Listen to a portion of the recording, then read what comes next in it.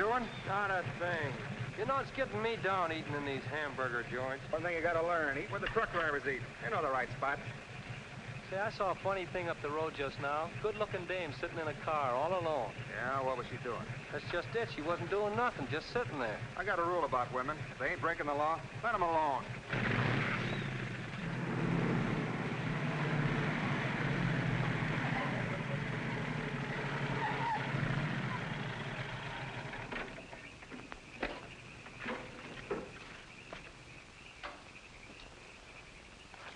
I didn't mean to disturb you, miss. Just wanted to be sure everything was okay. Excuse me, lady, but are you sure you're all right?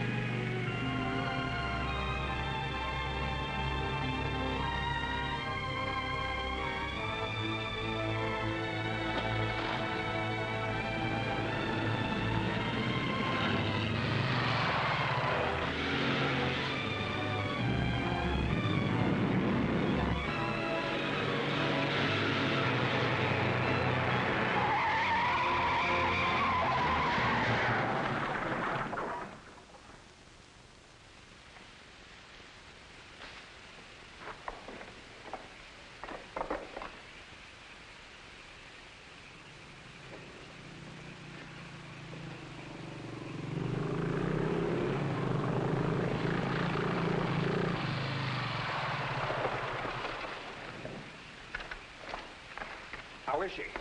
Luckier than she deserves. I just checked on her up the road. She was acting kind of strange then. I'd better call that ambulance. I doubt if it's serious, and I'm as good a doctor as you'll find at this time of night. Let's take her inside.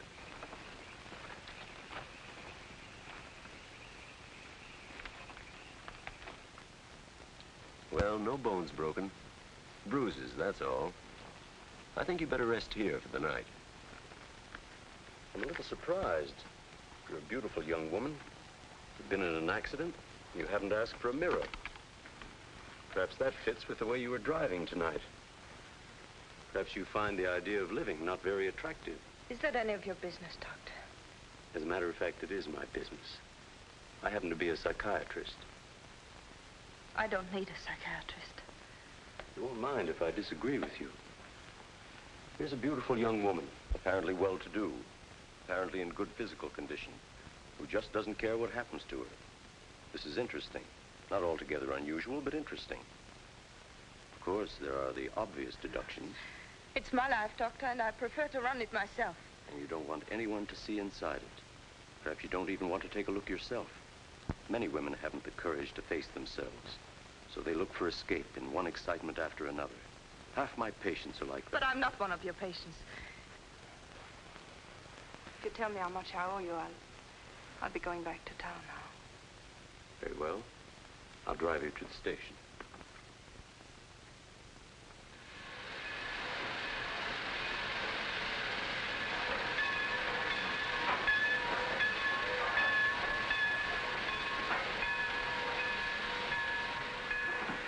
Miss Damien, you're an intelligent woman, not an idiot. Will you promise me one thing? When you get ready to throw yourself off Brooklyn Bridge, will you come and see me first?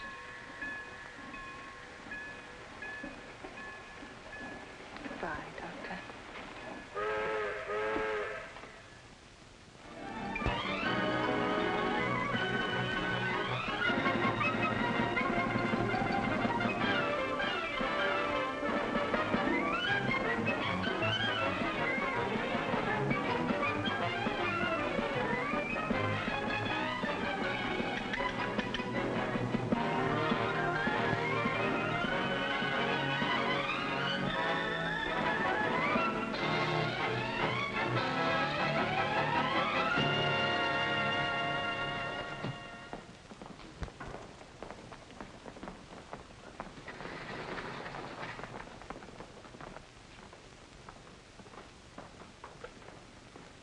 Just what is our trouble?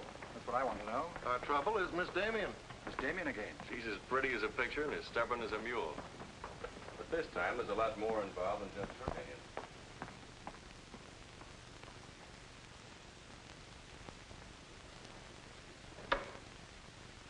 Come in, Miss Damien. We were just ripping you up back a little bit. So I gathered. There's nothing personal. It's about Mr. Cortland. Cortland? Oh, yes. He runs a jewelry store. He owns Cortland and Company. London, Paris, Fifth Avenue. You may remember him as one of our biggest advertisers. Oh, what Shirley wants to say. I know what Shirley wants to say. I always know what Shirley wants to say. He wants to know why I killed the art layout on Mr. Cortland's famous jewels. And I understand the April number goes to press without it. That's right. In the first place, it's no art layout. It's a press agent's dream. But the result is we stand a good chance of losing the Cortland account. Now, am I running my department or am I not? I haven't said anything, Miss Damien. Well, I had a talk with Cortland. He was decidedly acid about it. I'm not interested in Cortland. But if this magazine is going to submit to advertisers' blackmail, I'd like to know about it. Now, please, Miss Damien. If that's the policy, Mr. Cranish, you better get someone else to take my place. Please, Miss Damien, just a moment. Gentlemen, if you don't mind, I'll talk to you later. I thought I should bring this to your attention. You can't blame us for trying, Mr. No, of course not. No harm done, gentlemen. Madeleine, you've got yourself all worked up. Come sit down. I'll get you a drink. No, thanks. I don't want one. No? What is this private blackmail of yours? Threatening to quit in order to win an argument. Oh, I'd just as soon quit. I mean it. Now, tell me, what's happened? You're all wound up. What's bothering Oh, you? nothing's bothering me. You know I don't want you to quit. I won't go into my personal feelings, but you are the best art editor we've ever had. How's the insomnia? Oh, I found some new sleeping pills. Red ones this time. Red pills to put you to sleep. White pills to wake you up. Doesn't sound very sensible, my dear. What are you doing this evening? Dining with Freddie Fancher. Oh, Freddie again. Oh, I couldn't get out of it, Victor. We're using some of his drawings next month. But it'll be the last time, I promise. Madeleine, you're a bundle of lies. A very lovely bundle. Beautifully tied together. I'm trying to be honest, but you won't believe me, will you? No, my dear. Because I don't really think you believe yourself.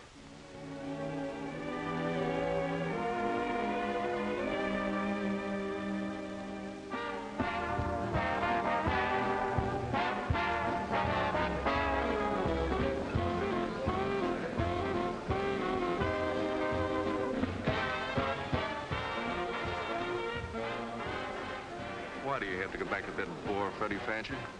You haven't even given me a chance to make love to you. You've been doing all right. You know something?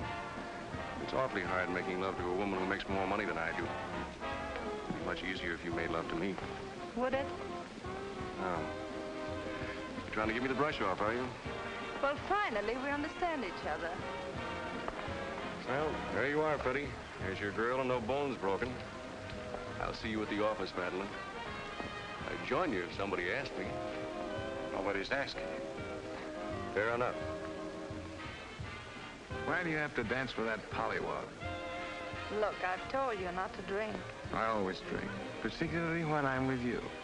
Oh, am I that hard to take sober? You're a voluptuous pain in the neck. I'm going home. You're not going to walk out on me.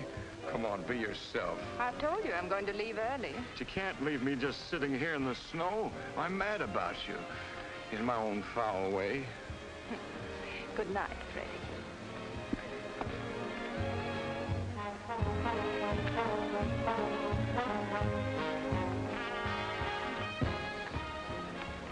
Any chance of getting a cab, Jim? I'll try, Miss Damien. Oh, Miss Damien, here's someone I know you're anxious to meet. Mr. Felix Cortland, one of our most prominent advertisers. How'd you do, Miss Damien? How do you do? Mr. Garrett is the soul of tact, don't you think? He's just been telling me all about you. Oh, I hope he wasn't that blunt. Oh, you needn't worry. I always form my own conclusions. Can I give you a lift anywhere? My car's just outside. No, thank you. They're getting me a cab.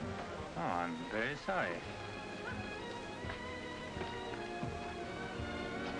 I'm sorry, Miss Damien. There isn't a cab around. Oh, how long do you think it'll be? That's hard to say.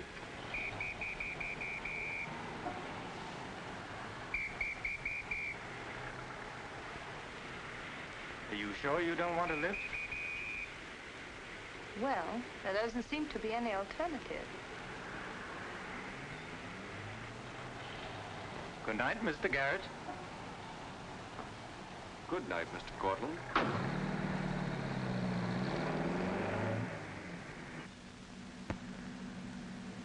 I wasn't very polite, was I? Neither was Garrett, for that matter. Oh, he always enjoys uncomfortable situations. You still feel uncomfortable? No. Frankly, I don't. Good, nor do I. You know, you're not at all what I imagined. No? No. The big international jeweler. I happen to inherit a business that runs itself very nicely. As a matter of fact, you don't look like an art editor. More like a work of art. That layout on your jewels is still a wretched piece of copy. I can only admire your good taste. And I'm still not going to... I wouldn't try and persuade you for the world. Mr. Courtland, I think you're a very dangerous man. I only wish it were so. The truth is, I'm a very ordinary one.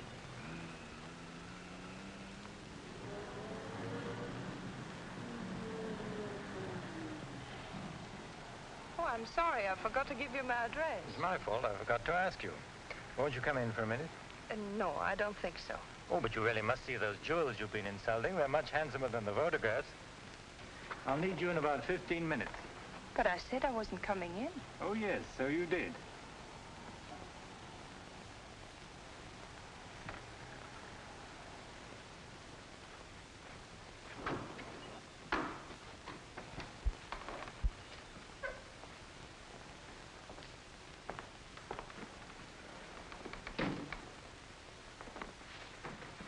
Let me take your rag. Well, I'm only going to stay a minute, you know. Of course.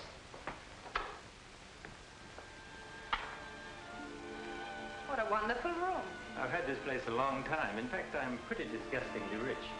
Don't you find that rather pleasant? Oh, it's not so hard to take once you get the hang of it. I think I know all the troubles that come with money. And all the pleasures. Well, have you got me all figured out? Only what I see here. Good books, fine pictures. Wonder if you ever look at them. Oh, but I do. I'm a lonely bachelor, and I spend hours here all by myself poring over old manuscripts. You don't expect me to believe that, do you? Didn't my father paint that? Was Stephen Damien your father? Uh-huh. That's very interesting. Is it? I remember when he came here to paint that picture of my mother. Everybody was fascinated by him, especially Mother. Father ended by chasing him out of the house. I'm afraid that's the way it usually ended. My father was very much in love with life. That's a Hungarian custom, isn't it? Mm-hmm. Not exclusively Hungarian. Weren't you going to show me your jewels? Oh, yes, of course. I'd quite forgotten. That's the reason we came in here, wasn't it?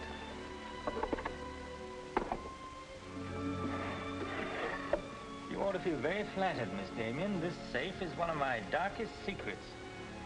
You really want to see those jewels? Not particularly.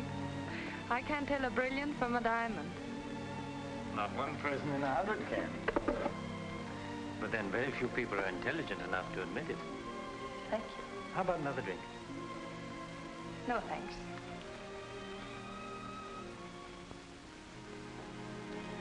You know, you need relaxing. Lots of relaxing. I can hear your nerves snapping like rubber bands. I'm not nervous at all, see? You're a very curious mixture. A highly moral voice. That's not me, that's my mind. A man's mind, I'd say. Why not? I do a man's work. And desperate eyes. Eyes full of shadows. Insomnia does that. Does it?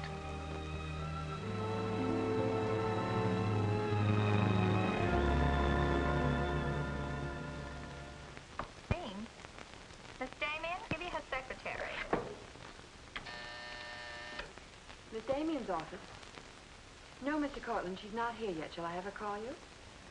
Yes, Mr. Courtland. Where's Glamour, Puss? She hasn't come in yet. Well, who sent these? Mr. Felix Courtland. Mr. Cortland. That's very interesting. She never misses, does she? Mm-hmm. Jealous. If I'd given it any thought, I could have predicted it. Gladys, I won my bet. She's got a new boyfriend. I guess those dames gotta have no excitement all the time.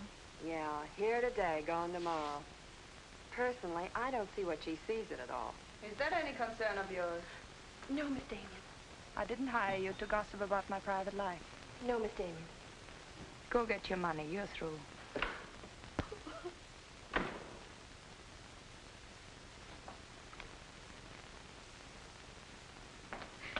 Damien, come in yet? What's the matter, sweetheart? Miss Damien fired me. Fired you? What for? He heard me talking about Mr. Cortland. Cortland, eh? Don't you worry, baby. I'll fix that. I understand you fired June. That's right. What's the idea? I don't like people to gossip about me. You don't, eh? No, I don't. Well, it's pretty late to be thinking about a thing like that, and it's a rotten trick to take it out on your secretary. Get out of here. You don't think your life is a secret, do you? Boys were betting 8-5 this morning that the Courtroom layout would be in the next issue. You're disgusting. Madeleine, why don't you get wise to yourself? Everybody else is. One romance after another. That's your whole life, and you adore it. Get out. You try to dress it up with pretty words, but you don't fool anybody. They know what you are, and you'll never change. Get out! You don't care because it's too much fun.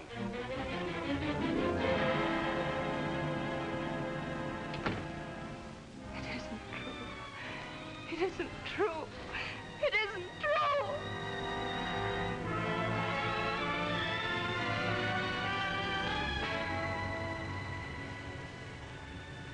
I'm a little surprised. Here's a beautiful woman who just doesn't care what happens to her.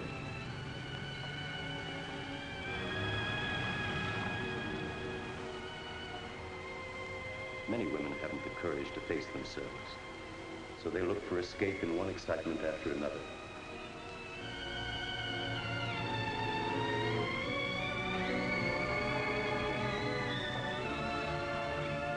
Perhaps you find the idea of living not very attractive. Lady, if you want to kill yourself, why don't you try the fridge?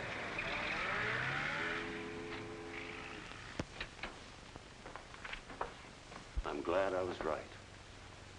An intelligent woman, not an idiot. Sit down.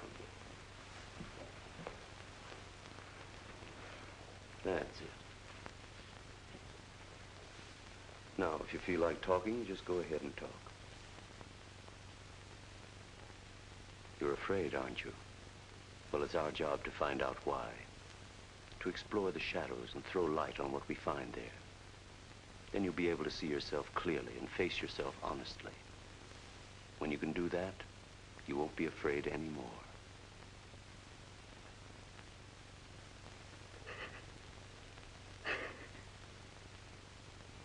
I was living with my father.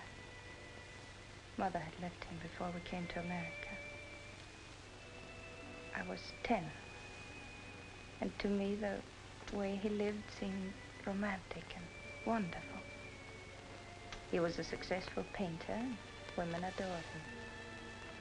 He went his own way and did what he pleased. Just as you've been trying to do? I suppose so. But why? Did it make him so very happy? Oh, I was certain he was the happiest man in the world. Until he killed himself. And you couldn't understand why he did it. You understand now? I think I do. Did you ever do any painting yourself? I used to. Why'd you give it up? Oh, didn't pay enough. And besides, I didn't want to be like my father. I wanted my own life. And have you been living your own life? Of course I have. The kind of life you really want? I don't know. I don't know. Don't you think you've been hiding from yourself? Did you ever try and discover the person you really were, deep down underneath? I never cared to. I'm not so sure I do now. In that case, I'm afraid I can't help you. But of course, that's entirely up to you. Shall we go on then?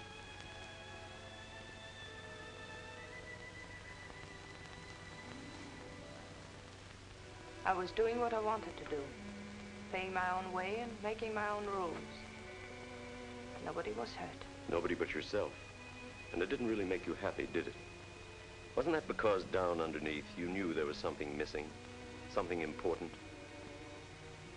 I suppose so. That would worry you, wouldn't it? And then you would drug yourself with the excitement of more excitement. Oh, I know the pattern, Miss Damien. You're suffering from a disease of the times. A neurotic malady as commonplace as chronic alcoholism. Suppose for a moment that you were an alcoholic. They're much the same, you know. Unsure of themselves underneath. and seeking reassurance from new excitement. Instead of getting at the cause, the drunkard solves his problem by taking another drink. This, of course, is no solution. And eventually, we find him sprawled hopelessly at a bar, without the strength or even the desire to save himself. I can't go on with this. You're not helping me. You're insulting me. You've been insulting yourself, Miss Damien. Insulting your body and insulting your soul. Your life hasn't been gay and glamorous at all. It's just been muddled and senseless. You know that now. And if you really want to change it, you can start right away. Now it's up to you.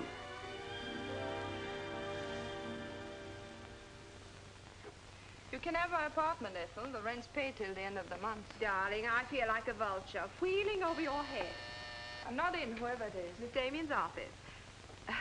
No, she still hasn't come in, Mr. Cortland. Well, I don't know exactly. Later in the day, Did he hang up? Yes. Good. Let me call him back, darling. You may be sorry later. Everything in this pile returned without comment. This I would ask to see more of their work, and these you may be able to use. But you haven't given me your new address. I'm not giving it to anyone. Hello, Madeleine. Beautiful, would you mind popping out for a minute? That's just 60 seconds. You better talk fast. Madeline, I'm on a jam. I've got to raise some money. I need about $5,000. What do you expect me to do about it? Well, I thought you might talk to Courtland. I'm sure he'd let you have it if you ask him nicely. You're really quite a rat, aren't you? Look, Madeline, I'm in debt up to here. I only make $100 a week, and you know I can't live on that. $5,000 doesn't mean a thing to Courtland. You better get out of here before I lose my temper. You're forcing me to say things that I don't want to say, but if you're going to act cold and virtuous about it, you'll hear them. Suppose I tell Cranish. Tell him what? About Courtland. You know, you've got a very nice job here, but you won't have it very long if I tell Cranish. I don't want to tell him, but... What's so funny? As a blackmailer, you are pitiful. Go on, tell him. Tell him what a rat I am, and you are, and he is. Go on, use my phone if you want, and my desk, and my office. I'm through with all of them.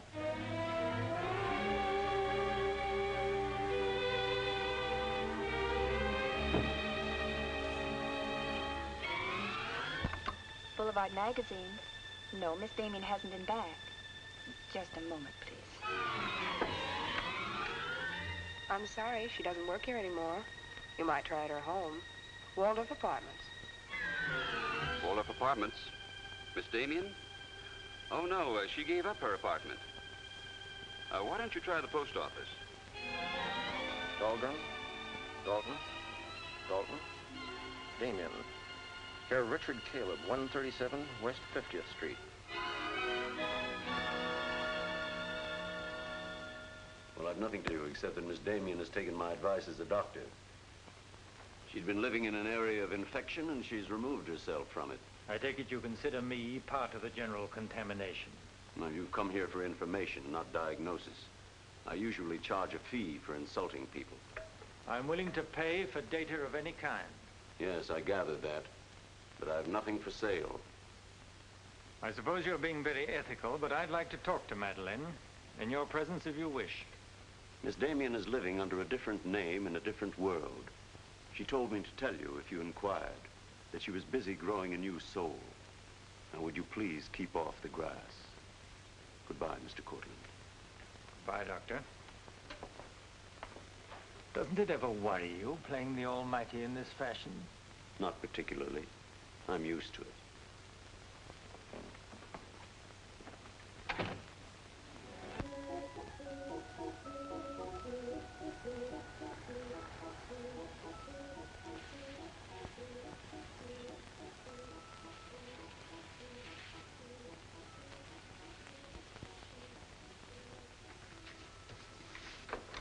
How's it look? It's better than torn wallpaper.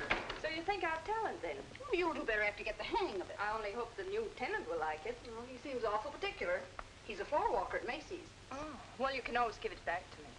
He'll never sell it, you know. Take my advice and try something more cheerful. You know, like flowers and butterflies. I'll do that. Thank you, Mrs. Geiger.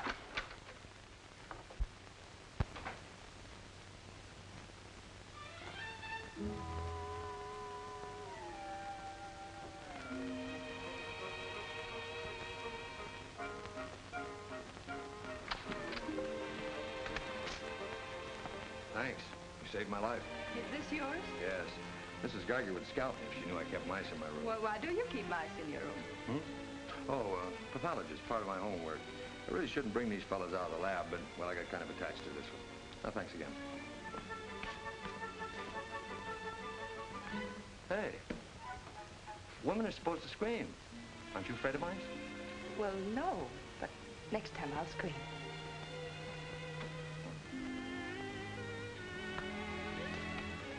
Good afternoon, Miss Green. Hello, how's the work going? Oh, all right, I think. Yeah.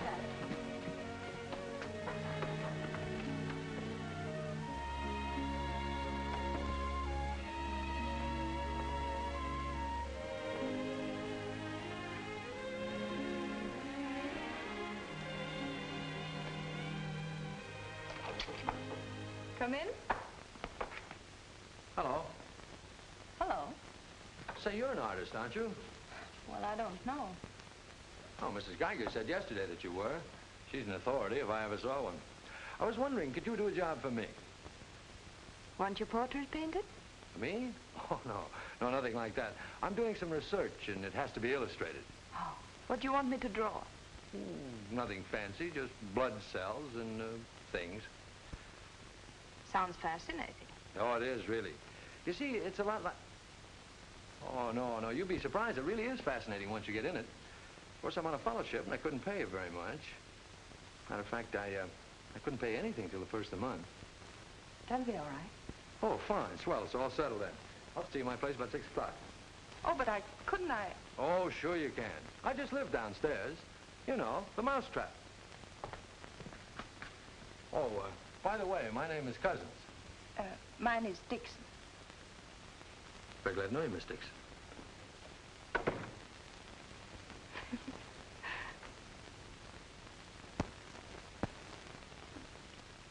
Just what am I drawing? Am I allowed to find out?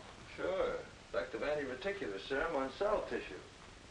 That's all I wanted to know. Oh, say, that's quite good. I'll take it to the lab with me in the morning. Just about ready for the next one. Do you realize it's 12 o'clock? Oh? I haven't had my dinner yet, and you haven't either. Oh, gosh, I'm sorry, but, well, I got so wound up on this. So did I, but now I'm hungry. Well, tell you what let's do. We'll go out and eat. That's a brilliant idea. I'll get your coat. Do you do this all the time? Only since I got out of the Army. I was lucky to get this job of research. Now I've got to get it finished. Then what? Oh, then I go back to Oregon and become the usual respectable small-town doctor. No mice? No. No mice. Head colds and belly aches. $5 a visit. Maybe you'll like it. You'll get some rest. Oh, I'll get plenty of rest, all right, but I don't think I'll like it. You folks going out this time of night? That's right. We're meeting a few friends at the Busy Bee cafeteria. We don't want to miss the floor show. We'll have to hurry. See that he eats. He hasn't got any more sense than a goose. I'll feed him with a spoon. I got onto it first up in a little town in Germany while I was still in the Army. I met a couple of Russian medical officers who were working on anti-reticular, and, well, they were pretty steamed up about it. Kaiser? No, thanks. We got together the first night over a bottle of vodka. I remember the town was still burning. Well, maybe it was the vodka, but anyhow, we got to talking about anti-reticular, and, well, I guess I got pretty excited. You mean you speak Russian? Over a bottle of vodka, anybody speaks Russian. Care for some coffee? No, thanks, I've milk. Oh, one, please.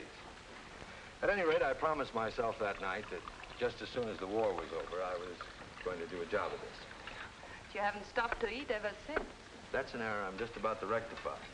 $1 even. There you are. Thank you. Thank you. You, sure you've got everything you want? Oh, yes, thanks. You know, I don't think you're much of a doctor. Do you call this a sensible diet? Pancakes and pickles? Well, scientifically, there's two kinds of diets. The kind that doctors prescribe and the stuff they eat themselves. Oh, but you're always in such a rush. You can't make scientific discoveries that way. Sure you can. Take Banning. He saw some flies nibbling in a piece of pancreas. Figured out that there must be sugar in it, and in 1 minute he had the idea for insulin. You know, you're a very lovely girl. You're not being very scientific, Doctor. Oh, but I am. It's the very heart of science. It's the truth. Let's talk about insulin. Insulin.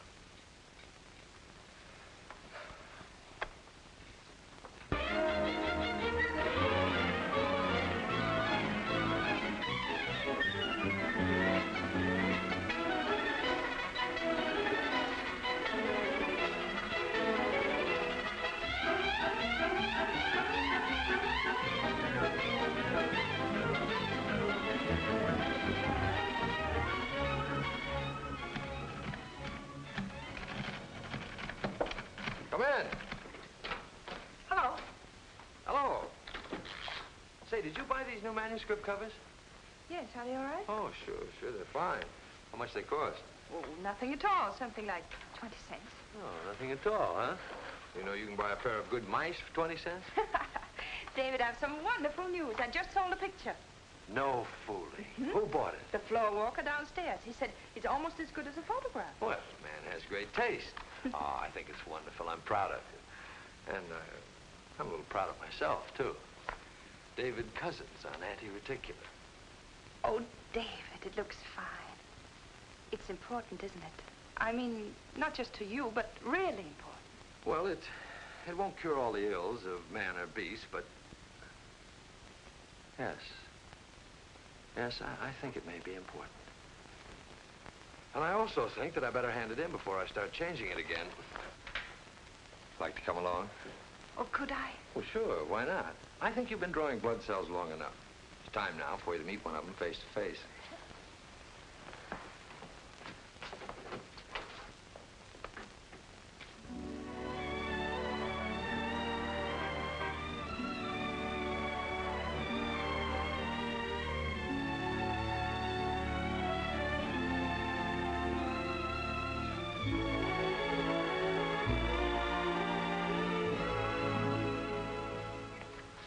I hope your text is as good as your illustrations. I hope so, too, sir.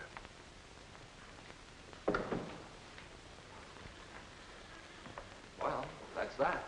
You didn't tell him they were your drawings, did you? I didn't tell him they weren't. Come on, I'll show you my lab. Coffee. I wouldn't try and drink it if I were you. Assistant pathologist.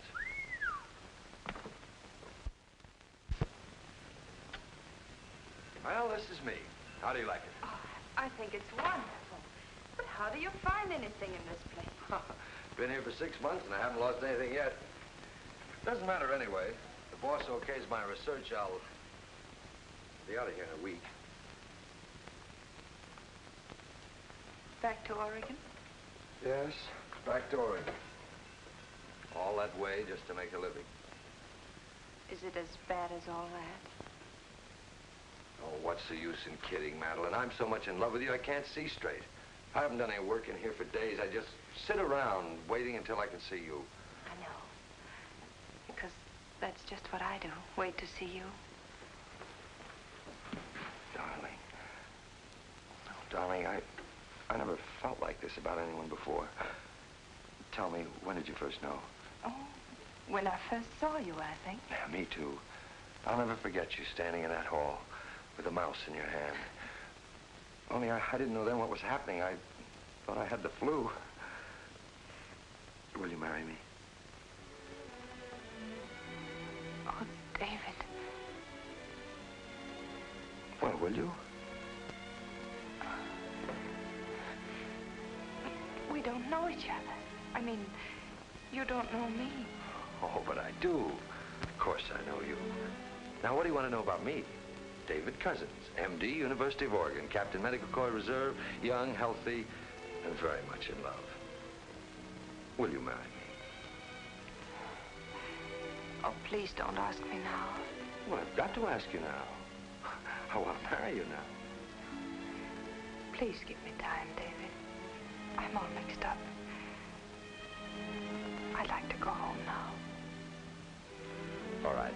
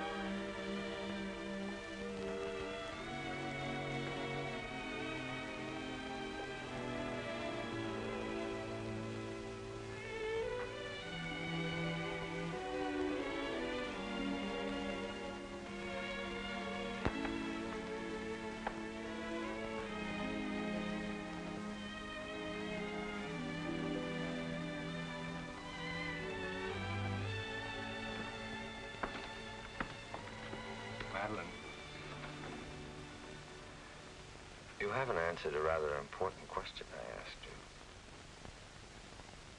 I can't say no, because I wouldn't mean it. Darling.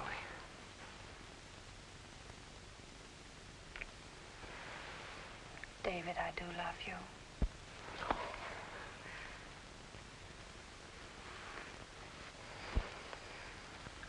Good night, darling. Good night.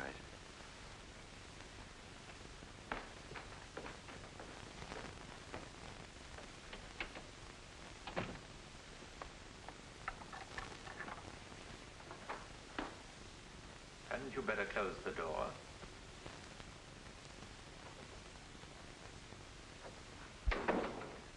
A gentleman I hired provided me with your new address and the proper keys.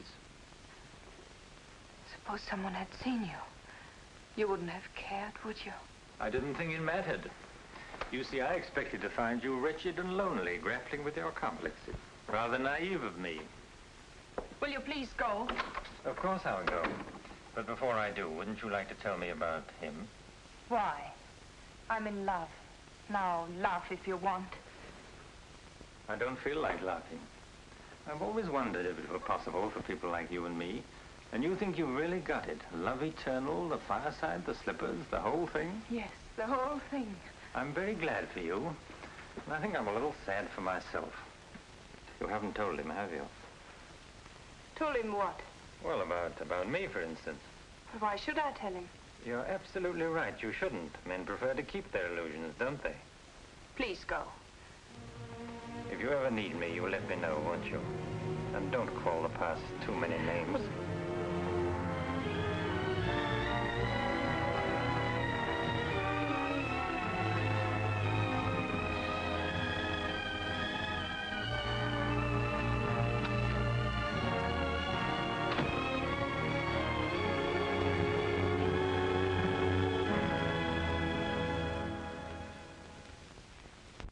What you say. I'm going to marry him just as soon as it can be arranged. You want to run away from your problem? I'm not running away. How you know? You're looking for security from someone else instead of building it within yourself. But I love him. I can't talk to you if you don't believe me. Falling in love doesn't cure everything overnight. What do you mean? Let's be honest. There's a side of you that hasn't fully changed. Isn't that true? That is true, isn't it?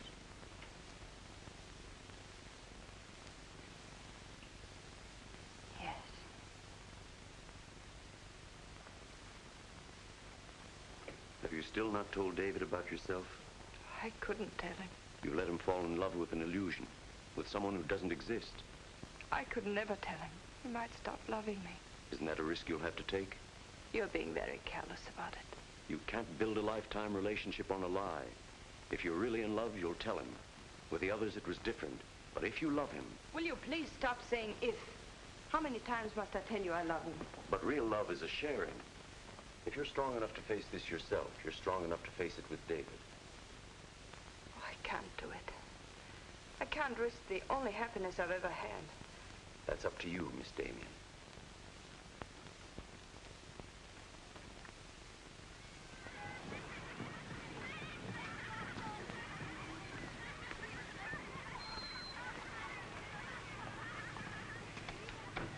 Hi. Hello, darling. You're home early, aren't you? Well, I didn't get fired, if that's what you mean. Dr. Lutz read my paper. Really? What did he say? Well, he liked it. Oh, David, that's wonderful. The only trouble is he thinks it's so important he wants me to go to Chicago and read it before the convention. Oh, David, no. Well, that's not my idea. I don't want to go. Well, when will you have to leave? Tonight. Got to catch the 8 o'clock plane. And when will you come back? Oh, I don't know. A few days. But I tell you what. As soon as I get back, let's get married. You can get a license in 3 days, and it only takes 15 minutes to get married. You still want to marry me, don't you? Oh, more than anything in the world.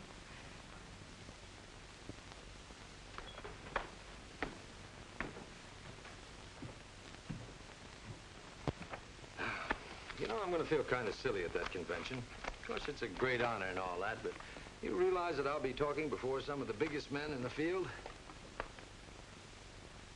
What's the matter, darling? Nothing.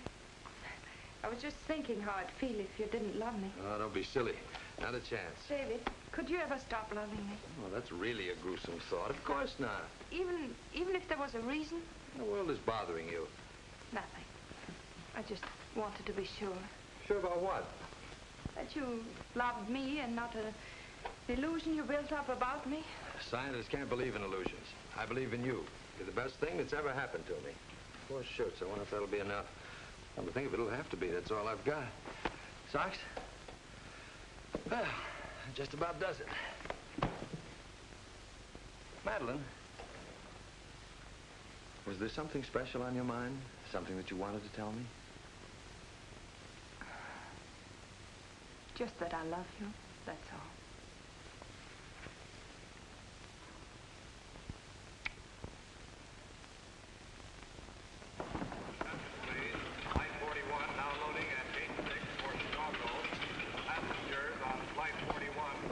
Write me every day? Every day. Hope you miss me. Hope you suffer like a maniac. I will, I promise. Oh, gosh, I hate to leave you. You know, I'm going to be jealous.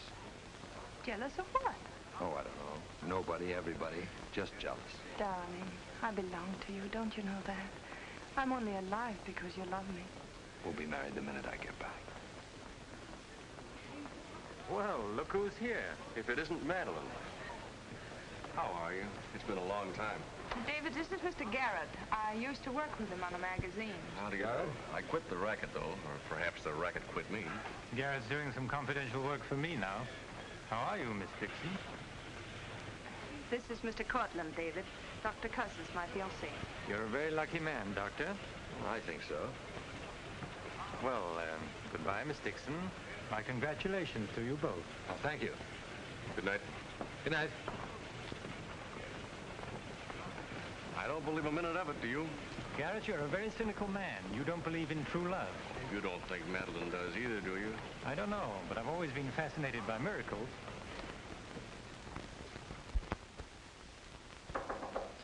Come in. Telegram for you, Miss Dixon.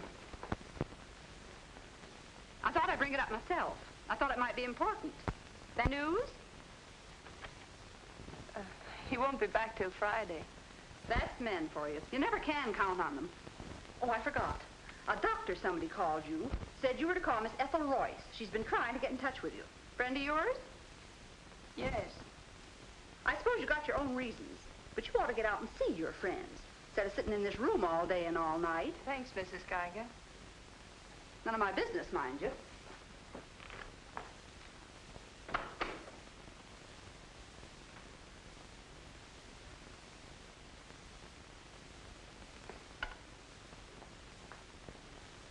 Ethel, this is Madeleine. Madeleine. Darling, but this is really a voice from the dead. I pestered that doctor of yours for hours. I just have to talk to you. Well, what about? Well, you remember that art supplement, the one you started? Well, I do need your help, dear. I'm in an awful mess. Sorry, dear. I'll never come into that office again as long as I live. Oh, but I wouldn't ask you to do that. Just meet me somewhere. It'll only take an hour, I promise. Well, if it's just the two of us. All right. I'll be there at 5. Oh, so relieved. We were really desperate. Wonderful. I'm just dying to see you. Bye, dear. She'll do it. Good. Wonderful thing, professional pride. It never dies. How'd you sound? Awful. What do you expect? Too bad. Victor, I don't want you to be there. Wouldn't think of spoiling your reunion, my dear. I don't trust Madeleine, doctor or no doctor. Nor you either, my sweet.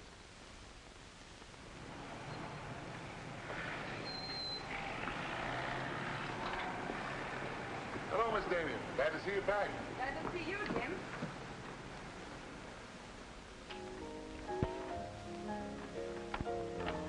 Hello, Luigi. Is Miss Royce here? She just came in, Miss Damien. We missed you, Miss Damien. Have you been away? No, but it's nice to be back just the same. Hello, Ethel. Darling, you look wonderful. A little pale, but so interesting. You know, I can't stay very long. Oh, I understand, dear. We'll get right to work. The usual, Miss Damien? Well, I don't know, Carl. You'd better. Wait till you see the mess I'm in with the supplement. All right, Carl. Darling, I'm just dying to hear what you've been up to. You must tell me everything.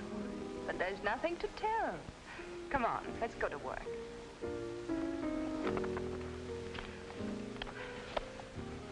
You're just marvelous, my dear. You made the whole project seem utterly simple and practical. Not for me, please. Darling, you used to be able to drink 10 in a row. I'm out of training. No one would know it, my dear. You seem just like the old Madeleine again. It's the surroundings. What do you say we have dinner and go to a show? No, really, I've got to stagger home.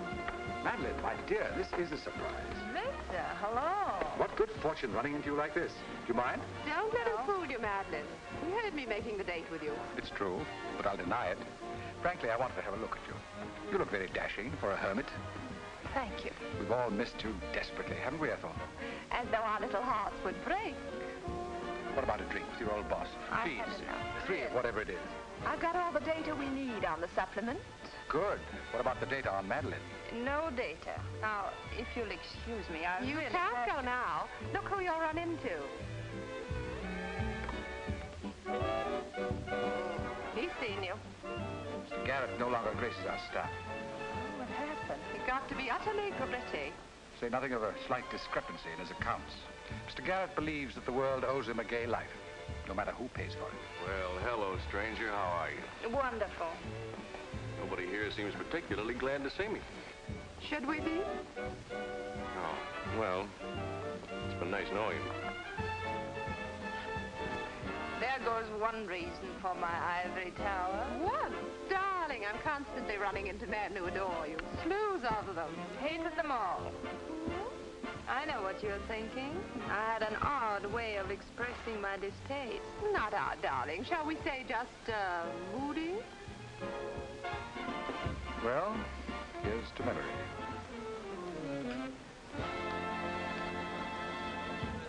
May I speak to Mr. Courtroom, please? Just a moment, sir.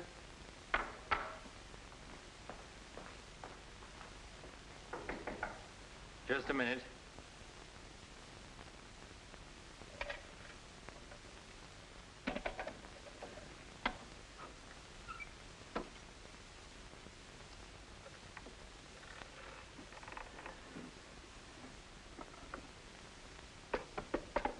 Come in. Mr. Garrett on the phone, sir. All right. Hello, Garrett. I have some interesting news. Do you know who's here? Madeleine. How considerate of you to call. By the way, I've just been through the stones in my safe, and one's missing. The stone's not terribly important, but you're the only person who knows about my safe, and the fact is you did have my keys for quite a while yesterday. What are you getting at? Only that I don't like thieves. But you're being ridiculous. Let me come over and talk about it. There's nothing to talk about. I'm taking it up with the police. But, Gordon, you can't do that.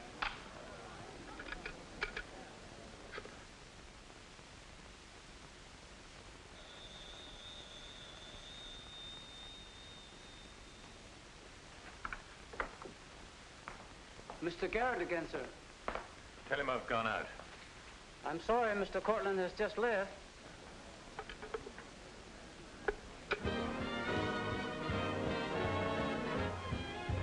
Are you all right, darling? Of course I am.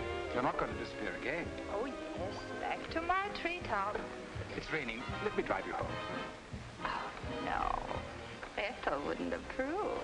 Good luck, my dear, on your treetop. Bye, darling. Well? Let's face it, she's a changed woman. She'll never change, darling. She's just got herself a new set of words, that's all.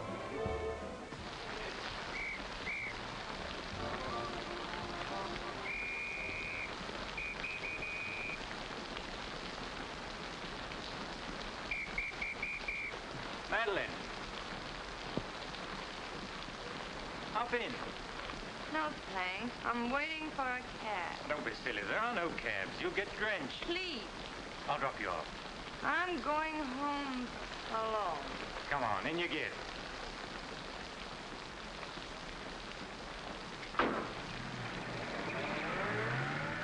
I hope you didn't get too wet.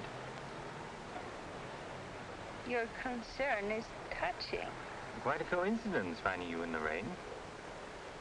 Is it? I can't lie to you, especially when there's no point to it. I was informed you were playing hooky. You're detestable. I'm really not detestable at all. I happen to be very fond of beauty, which shouldn't be a crime in your eyes. Please, no debates. I'm a little dizzy. A good dinner will soon take care of that. Why do you always hound me? You know I despise you and everything you stand for. There's always a chance I may be able to improve your opinion and your manners. I'm sleepy. You know you're very lovely. Please don't bother. I'm not listening.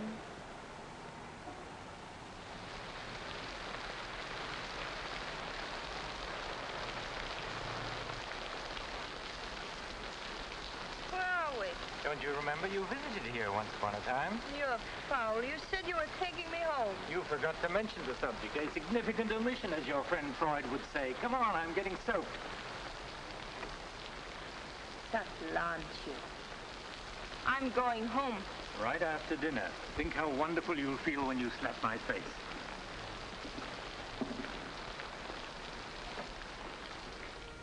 That'll take the chill out of your bones and maybe even your heart. Still cold? Oh, no. It's quite warm in here. Cigarette? Thanks. Very warm. Light? No, I'm not really detestable, am I? No. I am. Why? Because I ought to go home.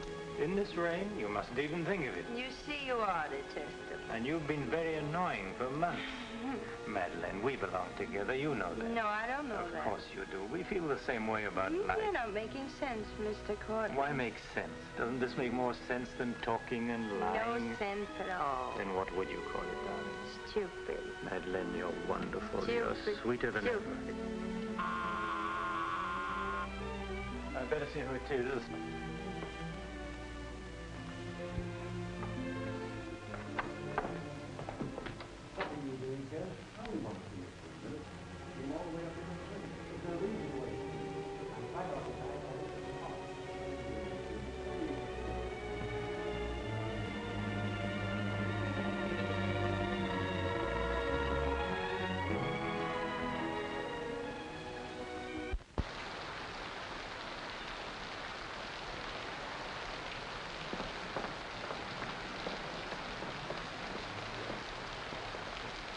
But I tell you, I'm going to raise the money. I'll pay you, honestly. I don't like dealing with thieves. That's a job for the police. If you swear out a warrant, you'll never get a dime. Look, I didn't sell it. I just had to have some money temporarily. Here's the pawn ticket. I'm not interested in pawn tickets. Good night, But, Carter, you've got to give me a chance. I said good night.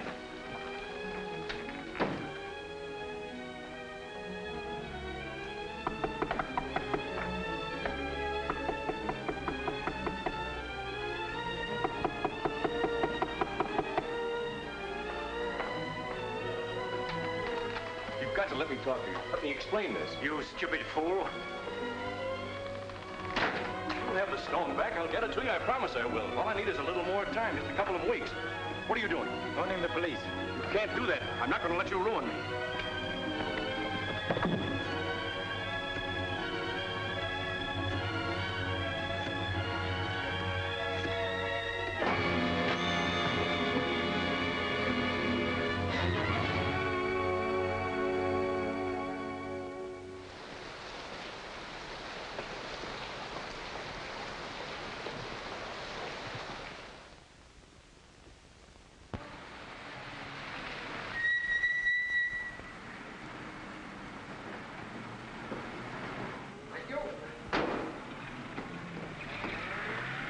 Very lovely this morning, Mrs. Geiger. You wasn't expected back until Friday. That's what I like. A cheery welcome home.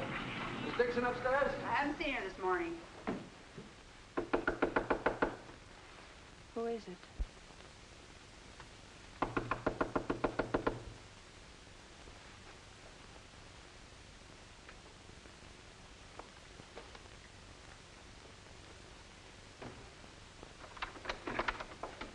Hi. Darling.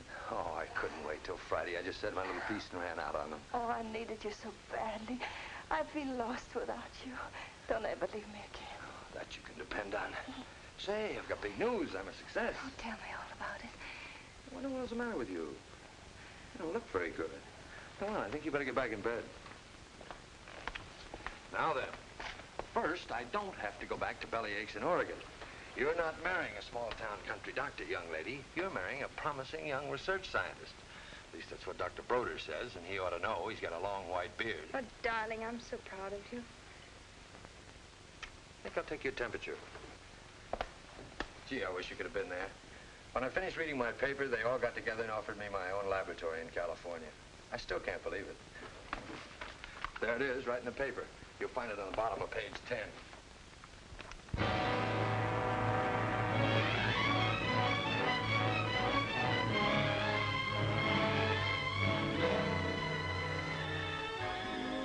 He makes you feel that you're really important.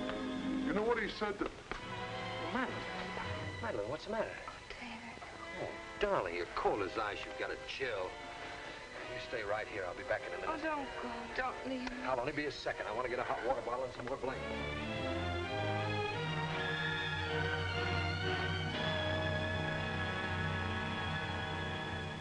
Miss Madeleine Dixon at home? I don't know. Friends of hers? We're from police headquarters. Where's her room? Upstairs. What do you want to see Miss Dixon about? We'll tell her. Well, perhaps you'd better tell me first. Miss Dixon isn't well. Who are you? He's a doctor. He lives here. If it isn't important, I suggest you come back tomorrow. It's important. Could you get some extra blankets and a hot water bottle, please? You a friend of Miss Dixon's? Yes, why? Just asking. Well, what is it, an accident or something? I wouldn't call it an accident. I wish you'd cut out this mystery and tell me what it's all about. Okay, Doc, take it easy. Madeline, these men are from the police. They want to We'll take over from here, Doc. I'm Sergeant Patelli. This is Sergeant Beitler. You're a friend of Felix Cortland's, weren't you? Matter of fact, you were with him last night. No, I wasn't. Did you see Mr. Cortland any time yesterday? No, I didn't. Now, look, Miss Damien, we wouldn't be here asking questions unless we already knew most of the answers. Oh, wait a minute. Her name's not Damien. I think you've got the wrong party. I think maybe you've got the wrong party, Doc. Her name happens to be Damien. This happens to be a case of murder. Take a look at that newspaper. I want to know what's going on in here. This is my house, and I've got to know. Sorry, madam. We'll talk to you later. As long as I've been here, there's never been police Take in her this and see house. what you can find out. lady. Come along. Now, Miss Damien, tell us what happened last night. What time did you leave Cortland's house? Oh, Dave. You and this guy, Cortland, were pretty sweet on each other, isn't that right? Oh, but it isn't. It isn't true. Now, according to the chauffeur, you got to Cortland's house at 6:45. What time did you leave? Oh, but I didn't go into the house. I met him by accident. David, don't look at me like that. How long have you known Miss Damien, Doc? Not very long, only a few months. Know that she was mixed up with this guy, Cortland? Oh, but it's a lie. David, it's a lie. Okay, so you didn't go into the house with Cortland? No, I didn't. He wanted me to come to the house, but I wouldn't do it. Oh, I didn't go into the house. I didn't, I tell you. Who you telling, me or the doc here? Did you get anything? She came in about 9. In a cab? No, she was walking in the rain. Landlady said she looked kind of wild-eyed. What about Cortland? He was here, all right. He visited her a couple of weeks ago. Get the date? Yeah, April 10th, around midnight. Anything else? The landlady thought that Cortland had a key to this place. She was kind of vague as to how he got it. I didn't give him a key. David, you can't believe that. I've got his key ring here. This one fits. He had a key, all right. But I didn't give it to him. Where are you going? Oh, David, don't leave me. I didn't kill him, I swear. I didn't kill him. Who cares whether you killed him or not?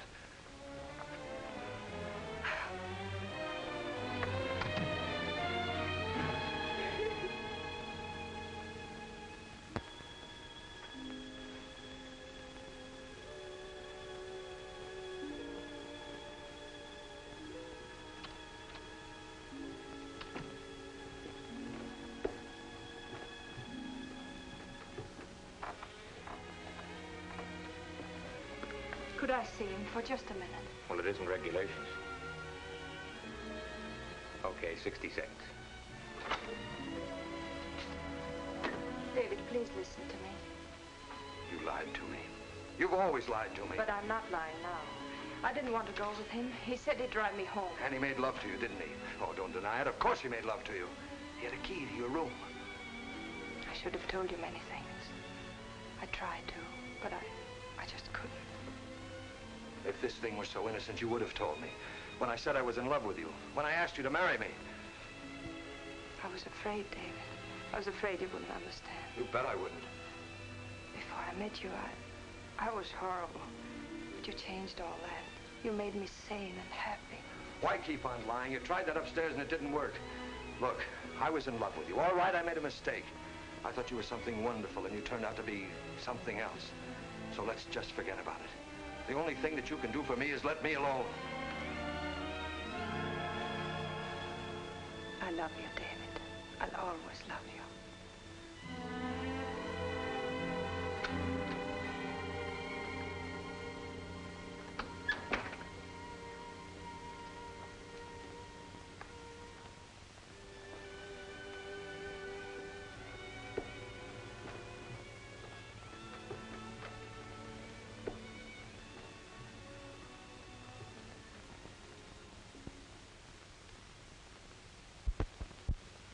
And so, ladies and gentlemen of the jury, the prosecution will prove beyond a shadow of a doubt that Madeleine Damien is guilty of the premeditated murder of Felix Courtroom.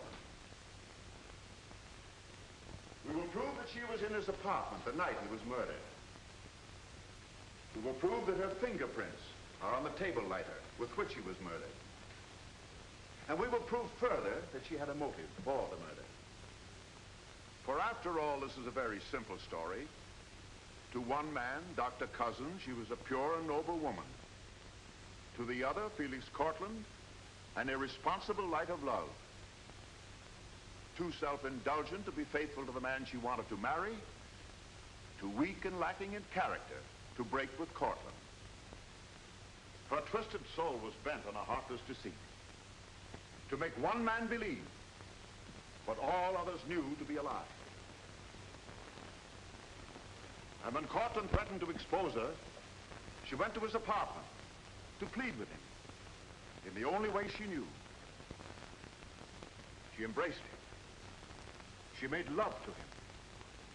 And when, in spite of that, he threatened to expose the lie that she was living, she silenced him forever. Ladies and gentlemen of the jury, the state asks you to find Madeleine Damien guilty. Guilty of murder in the first degree. On the night Mr. Courtland called on the defendant, did you let him into her apartment? I certainly did not. How did he get in then? He must have had a key of his own. The key of his own. Where was the defendant when he arrived? Out to the doctor, I suppose, pulling the wool over his eyes.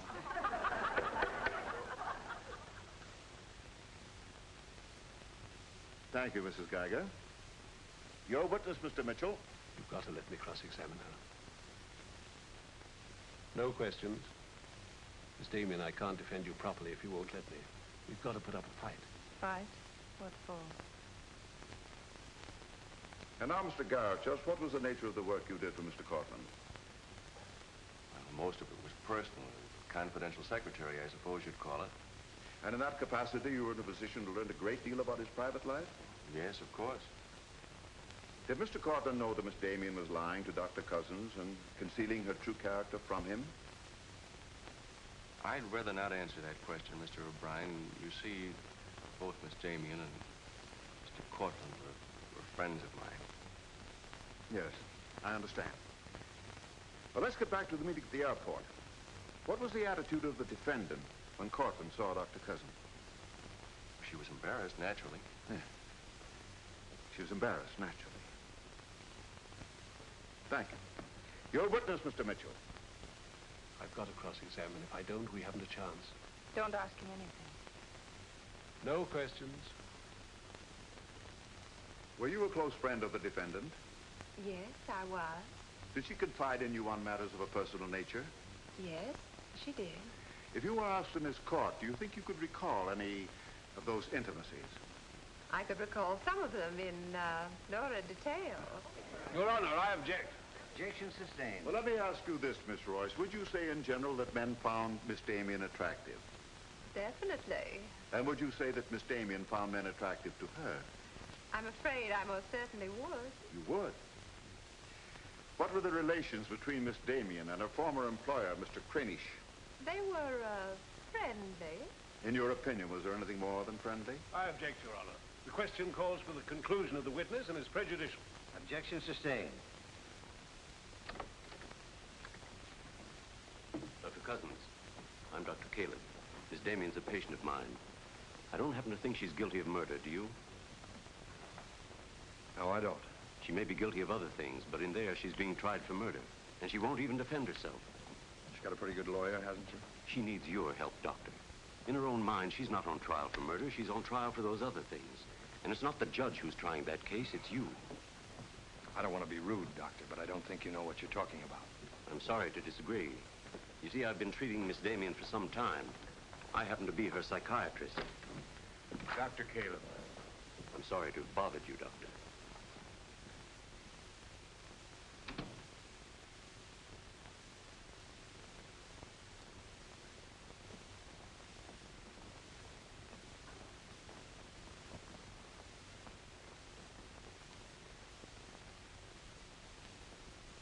Your name, please?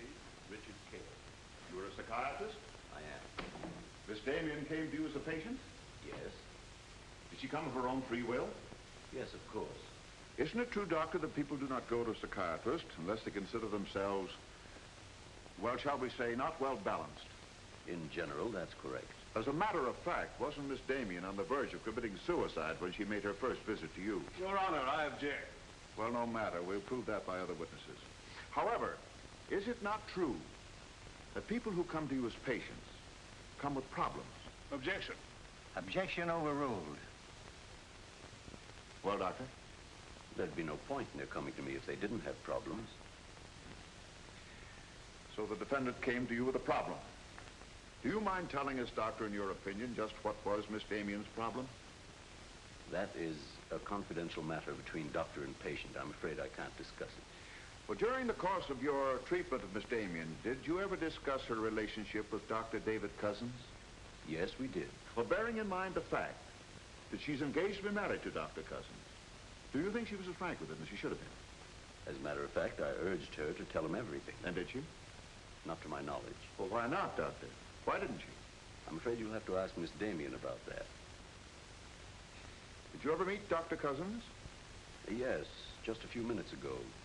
Well, I'm sure you found him a reasonable, intelligent young man, and yet the defendant refused to confide in him. Having met Dr. Cousins, I think I can see why Miss Damien hesitated to confide in him. Do you mind telling us why? It's my impression that Dr. Cousins hasn't the capacity, either emotionally or intellectually, to understand a problem like Miss Damien's.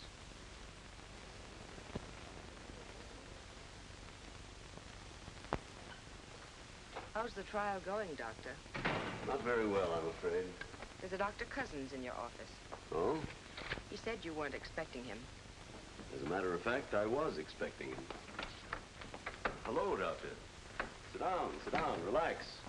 Tell me, is this a professional or a social call? Dr. Caleb, you said some pretty rough things about me this afternoon. Yes, I did, didn't I? I think I'm entitled to an explanation. So do I. As a matter of fact, I'm very glad you came over. I wanted to talk to you about Miss Damien. I'm not interested in Miss Damien. I'm glad to see you're still in love with her. And I'm not in love with her. All the better. Then we can approach the subject of Miss Damien as one scientist to another. You see, I'm interested in Miss Damien because she's a patient of mine. I believe I was well on the way to solving her problem. It would be most distressing to me if she were to die now for a crime she didn't commit. It would be as though you had lost one of your white mice, one that you had just inoculated. What's all this got to do with me? Only this, that when you testify tomorrow, you'll be asked to tell the truth, the whole truth. The whole truth about a human soul is a complicated proposition. Now, I'm not going to tell you anything about Miss Damien that you haven't already heard. But isn't it possible that you've picked up a few stray facts and added them up to a conclusion that's entirely wrong?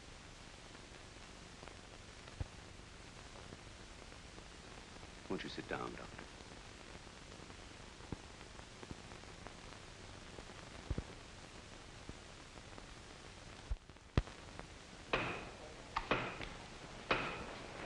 Hear ye, hear ye, hear ye. The court is now in session.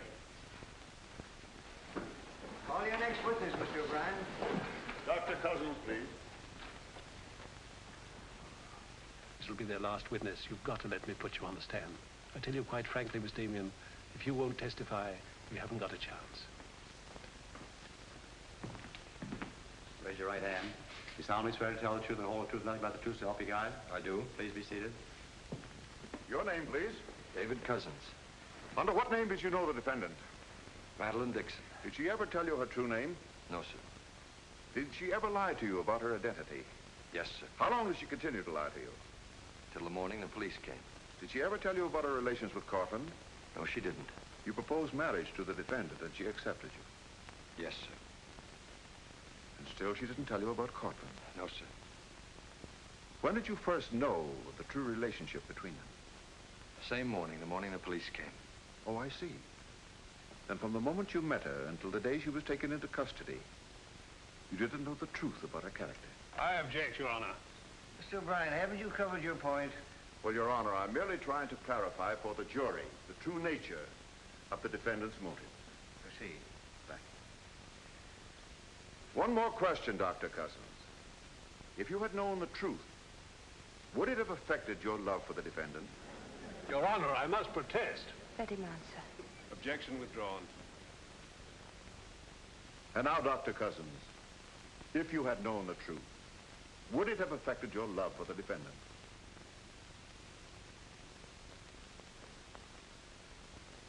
I was in love with Miss Damien then, and I'm in love with her now. Your witness, Mitchell? No questions.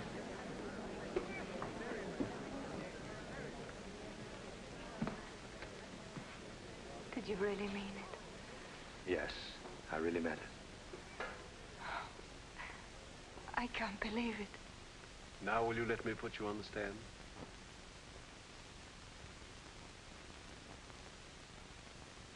You admit you went to Cortland's apartment that night? Yes. He made love to you? Yes. Did you have any conversations about Dr. Cousins? No. Positive? Yes, I am. But tell me, Miss Damien, were you in love with Felix Cortland? No, I wasn't. Were you in love with Dr. Cousins? Yes. Oh. But you went to Cortland's apartment nevertheless. Yes, I told you that. You were in love with one man, yet you chose to visit the apartment of a man you didn't love. Did you go of your own free will? Yes. Mr. Cortland didn't force you or threaten you? No. Then why did you visit him? I don't know. I made a mistake. You made a mistake. As you've told us on several occasions that you and Mr. Courtroom were interrupted by a mysterious intruder. Can you tell this jury anything definite about that person? Anything at all? No, I didn't see him. You didn't see him? I only heard his voice. You seem very certain it was a man. It was a man. What did he say? Well, I don't know. They were talking in the hall. I couldn't tell what they were saying. Yes, you heard a voice. You're willing to swear it was a man, and you couldn't hear what he said. Now, what sort of a person do you think would be calling at that time of night? A bill collector? A man selling magazines? Or perhaps even a burglar? Why not a burglar? Mr. Cortland was a very wealthy man. He must have been a very timid burglar because nothing was stolen. Of course, you realize that Mr. Cortland kept his jewels in a vault at the store? Not all of them. He kept some at home in his safe. Safe? What safe? The one in his living room? You didn't by any chance see that safe, did you, Miss Damien? Yes, I did.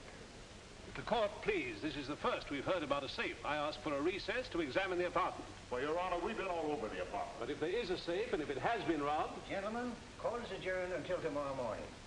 I suggest the district attorney, the attorney for the defendant, examine the apartment together.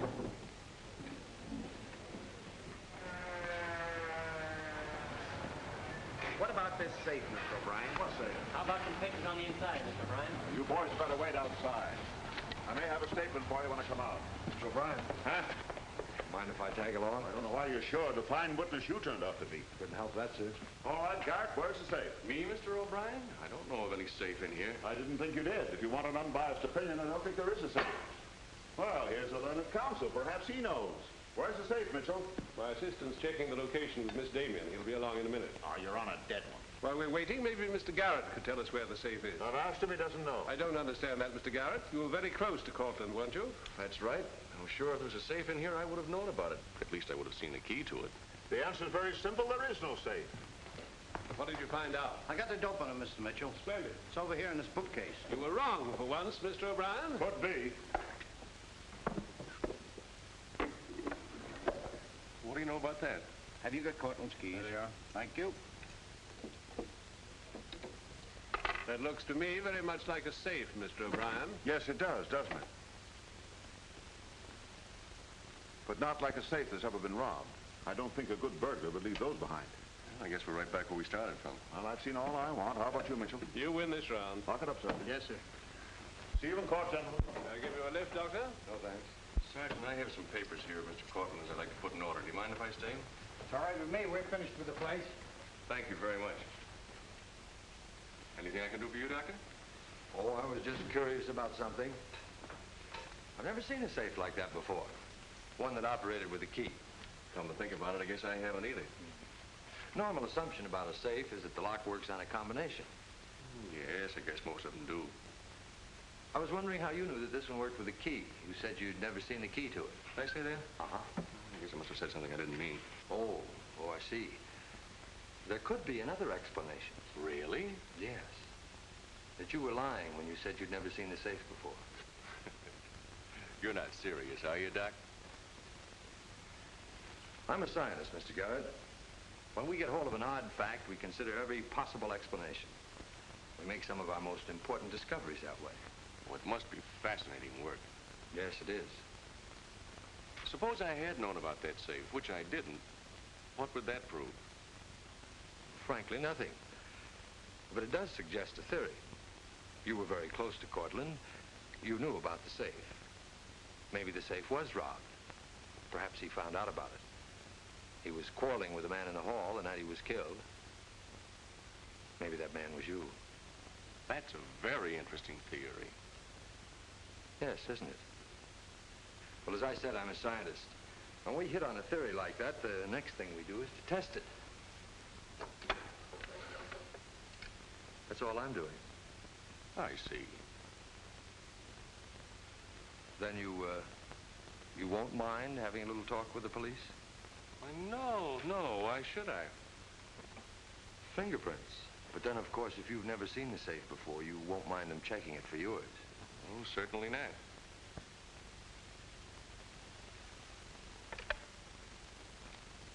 The number is Spring 73100.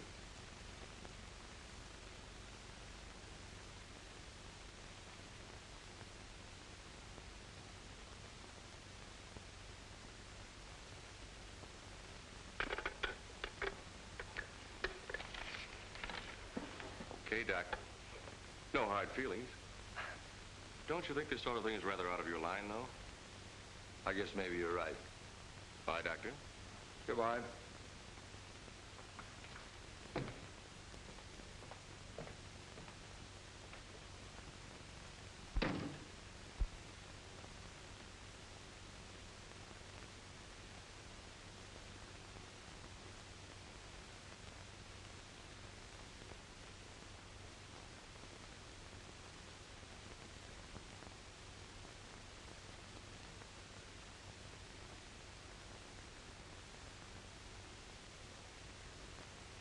Spring 73100, wasn't it, Mr. Garrett?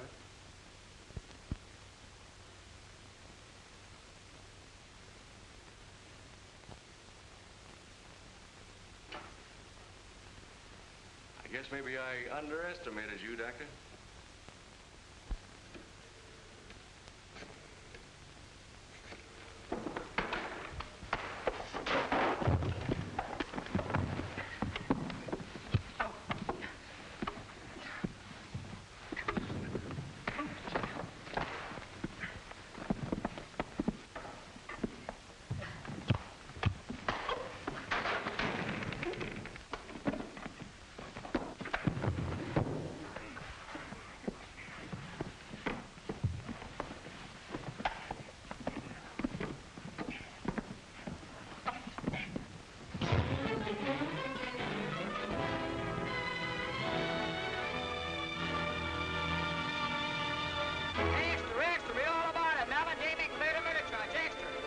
From the Associated Press newsroom. Bulletin. Madeleine Damien has been exonerated of the murder of Felix Cortland. Full confession by an ex-employee, Jack Garrett, is in the hands of the district attorney. It was a trial marked by many surprises.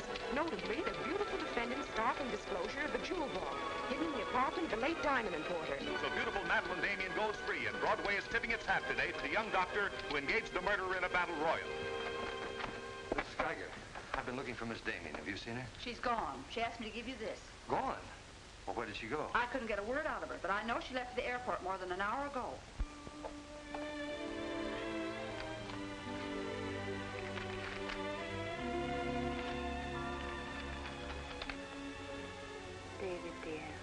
I can still hear your voice in that courtroom, and I'll never forget what you said. You did much more than save my life. You made my life worth saving.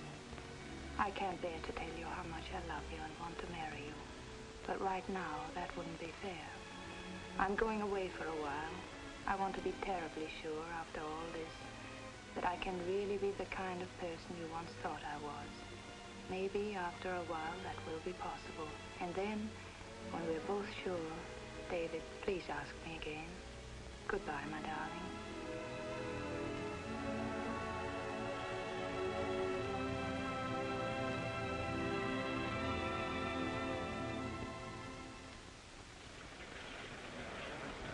Passengers on Flight 41 boarding at Gate 6. Will you try and see him once in a while? Of course. You see, I want to be sure of myself. I'm sure of you. Are you really? After what you've been through, I'm very sure. All aboard, please. Goodbye. I still think you're making a mistake.